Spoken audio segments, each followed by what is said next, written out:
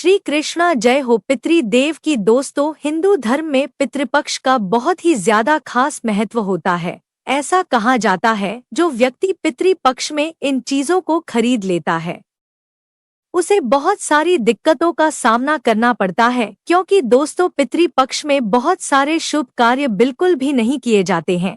तो आपको भी भूलकर भी पितृपक्ष में इन चीजों को नहीं खरीदना चाहिए। और दोस्तों, इस वीडियो में हम आपको बहुत ही महत्वपूर्ण जानकारी देंगे कि पितृपक्ष में वह कौन से कार्य होते हैं जो किसी भी व्यक्ति को नहीं करनी चाहिए, वरना उनके पितरों उनसे नाराज हो जाएंगे और उनके जीवन में उन्हें बहुत सारा कष्ट देंगे। क्योंकि जब हमारे जीवन में पितृ हमसे नाराज हो जाते हैं तो हमें पितृदोष लग जाता है, जिस वजह से हमें अपने जीवन में हर प्रकार की परेशानी का सामना करना पड़ता है। और दोस्तों, अगर हमारे जीवन में पितृदोष लग गया तो हमारे बने बनाए काम भी बिगड़ जाते हैं। अगर आप चाहते हैं कि आपके पितृ आपसे प्रसन्न हुए और वह आपसे नाराज ना हो, तो आपको श्राद्ध के दिनों में, पितृपक्ष के दिनों में अपने पितरों के निमित्त पिंडदान तो अवश्य ही करना चाहिए, जिससे आपकी पितृपक्ष आपसे खुश रहे और उनको तृप्ति मिल सके। ऐसा कहा जाता है कि पितृपक्ष के दौरान हमारे जो मृत पूर्वज होते हैं वह पितृलोक से हमसे मिलने के लिए धरती पर आते हैं और अपने परिजनों के बीच में रहकर वह अन्न और जल को बड़े ही प्रेम से ग्रहण करते हैं। पितृपक्ष की महत्वपूर्ण बातें बताते हुए स्वयं भगवान श्री कृष्ण ने भी कहा था कि पितृदेव हमारे घर में देवता के रूप में आते हैं, जो हमारे घर की रक्षा किसी कवच के समान करते हैं। ऐसे में जिन घरों में स्वयं पितृदेव खुश रहते हैं, ना उस घर पर कभी भी कोई संकट भूलकर भी नहीं आता है, क्योंकि वह संकट आने से पहले ही पितृदेव उसे खुद के ऊपर हर लेते हैं। लेकिन अगर किसी घर में कोई पितृदोष लगा हुआ है या उनके पितृदेवता उनसे नाराज हैं, तो उस घर में हमेशा लड़ाई झगड़ा, गृह क्लेश, धन की परेशानी और घर में बीमारियां और बहुत सारी समस्याएं बनी रहती है। ऐसे घर में कुछ भी कभी भी मंगल नहीं होता है। और यह जो पितृपक्ष के 16 दिन होते हैं वह अपने पितरों को खुश करने के लिए ही होते हैं। इस पितृपक्ष में हर व्यक्ति अपने पितरों को बड़ी आसानी से खुश कर सकता है। लेकिन आपको कैसे पता लग सकता है कि आपके घर में पितृदोष है भी या नहीं? तो दोस्तों, आज की इस वीडियो में हम इसी विषय में आपको बताएंगे, साथ ही आपको यह भी बताएंगे कि कैसे आप पता लगा सकते हैं कि आपके घर में पितृदोष है या नहीं, किस तरीके से आपको लक्षण दिखाई देंगे, साथ ही क्या क्या उपाय आपको करने होंगे। इस वीडियो में हम आपको पूरी जानकारी देंगे। साथ ही हम आपको एक ऐसा कार्य भी बताएंगे जिसे आपको पितृपक्ष में जरूर ही करना चाहिए। अगर आप यह कार्य नहीं करते हैं तो आपके पितृदेवता आपसे बहुत ज्यादा नाराज हो जाते हैं, जिस वजह से आपके घर में कंगाली छा जाती है, आपके घर परिवार में संकट आ जाता है, आपके जीवन की खुशियों को किसी की नजर लग जाती है। दोस्तों, सबसे पहले हम आपको बता दें, यह जो भी जानकारी है हम आपको बताने वाले हैं, इसका उल्लेख शिव महापुराण में बड़े ही विस्तार से किया गया है। बस हम आपके सामने इसे विस्तार से श्राद्ध पक्ष यानी जो यह पितृपक्ष की जब शुरुआत होती है, तो जो भी हमारे पितृदेवता होते हैं या फिर जो हमारे पितृ होते हैं, जिन्हें हम पूर्वज भी कहते हैं, इन्हें पितृलोक से मृत्यु लोक में भेजा जाता है और यह सर्वप्रथम हमारे घर में ही आते हैं। तो जो यह श्राद्ध पक्ष की शुरुआत हो रही है वह 17 सितंबर यानी कि मंगलवार से हो रही है और इसका समापन 2 अक्टूबर को हो जाएगा। और इसी बीच में आपकी सारी तिथि आ जाएंगे, जैसे द्वितीय, तृतीय, चतुर्थी, पंचमी, प्रदोष, एकादशी, सब कुछ आ जाएगा। ऐसे में जिन दिनों में आपके पितृ इस दुनिया को छोड़कर गए थे, उसी दिन पर आपको उनके बड़ी ही सच्ची श्रद्धा से श्राद्ध करना है। अगर आपको तिथियां पता नहीं है तो आप इसे अमावस्या के दिन भी कर सकते हैं।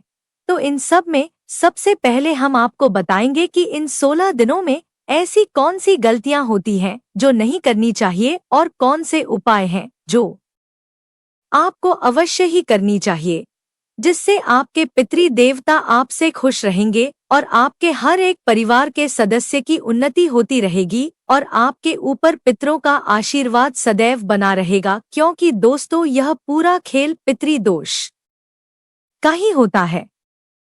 आप सभी को बता दें कि पितृपक्ष के इन दिनों में कुछ खास कार्य करने की मनाही होती है, यानी यह कार्य पितृपक्ष में करने वर्जित माने जाते हैं। अगर आप गलती से भी इन कार्यों को कर देते हो तो आपसे पितृ नाराज हो सकते हैं, जिससे आपको बुरे परिणामों का सामना करना पड़ सकता है और आपका जीवन दुर्भाग्य में बदल सकता है। दोस्तों, इस वीडियो में मैं आपको बताऊंगी कि पितृपक्ष का महत्व क्या है और पितृपक्ष में कौन से कार्य भूलकर भी नहीं करने चाहिए। पितृपक्ष के दौरान हमें कुछ नियमों का पालन करना आवश्यक ही करना चाहिए, जैसे पितृपक्ष के दौरान भूलकर भी दाढ़ी के बाल नहीं कटवाने चाहिए, बड़े बुजुर्गों से बहस नहीं करनी चाहिए। इसके साथ ही कुछ ऐसी वस्तुएं भी होती है जिनको पितृपक्ष के दौरान भूलकर भी नहीं खरीदना चाहिए, क्योंकि यह बिल्कुल भी सही नहीं माना जाता है। चीजों को खरीदने से पितृ नाराज हो जाते हैं। चलिए जान लेते हैं उन वस्तुओं के बारे में, लेकिन उससे पहले आप सभी से हाथ जोड़कर रिक्वेस्ट है कि अगर आपने अभी तक वीडियो को लाइक नहीं किया तो वीडियो को लाइक करके चैनल को सब्सक्राइब करके पास वाले बेल आइकन को जरूर दबा देना, ताकि आने वाली वीडियो का नोटिफिकेशन आपके पास पहुंच जाए। और अगर आप भी अपने पितरों से प्रेम करते हो तो कमेंट बॉक्स में जय पितृदेव अवश्य लिखना। और दोस्तों, इस वीडियो को अपने दोस्तों के पास भी जरूर शेयर करना, ताकि वह जानकारी से वंचित ना रह पाए। चलिए बिना देरी के वीडियो शुरू करते हैं। पितृपक्ष के दौरान नमक का दान करना बड़ा ही महत्वपूर्ण माना जाता है। इस दौरान नमक का दान आप कर सकते हैं, लेकिन आपको पितृपक्ष के दौरान नमक को भूलकर भी नहीं खरीदना चाहिए। इस समय नमक को खरीदना बहुत ही ज्यादा अशुभ माना जाता है।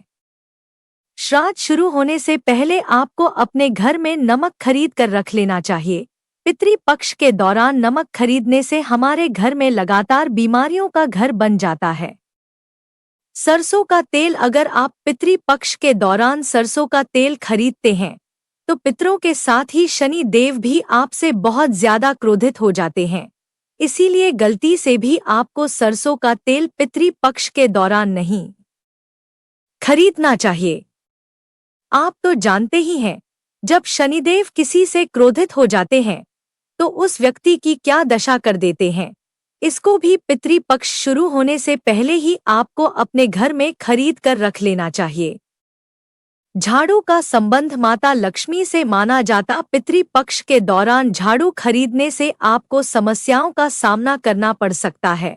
खासकर आपकी आर्थिक स्थिति पर बहुत ही ज्यादा अशुभ प्रभाव पड़ेगा। इसीलिए श्राद्ध पक्ष के दौरान झाड़ू खरीदने की गलती आपको भूलकर भी नहीं करनी चाहिए। पितृपक्ष के दौरान नए वस्त्र बिल्कुल भी नहीं खरीदने चाहिए, यह बहुत ही ज्यादा अशुभ होते हैं। जब हम अपने पितरों को याद करते हैं और सात्विक जीवन जीते हैं तो गलती से भी उस दौरान आपको नए वस्त्र और आभूषण खरीदने से बचना चाहिए। इस अवधि में ज्यादा साज सज्जा करने की बजाय सात्विक रहने से पितृदेव हमसे बहुत ही ज्यादा प्रसन्न रहते हैं। पितृपक्ष के दौरान वाहन और भूमि भवन 15-16 दिनों में आपको बिल्कुल भी नहीं खरीदना चाहिए। गलती से भी आप ऐसा कर लेते हैं तो इसके गंभीर परिणाम आपको भुगतने पड़ सकते हैं। इस दौरान भूमि या वाहन की खरीदारी करने से फायदे की जगह आपको नुकसान उठाना भी पड़ सकता है। चलिए अब जानते हैं पितृपक्ष में किन चीजों को खरीदना होता है शुभ। काले तिल। पितृपक्ष में काले तिल को बहुत ही ज्यादा शुभ माना जाता है। ऐसे में इन दिनों में अगर आप काले तिल को खरीद ले लेते हैं या इसका दान कर देते हैं तो आपको बहुत ही ज्यादा शुभ परिणाम देखने को मिलते हैं।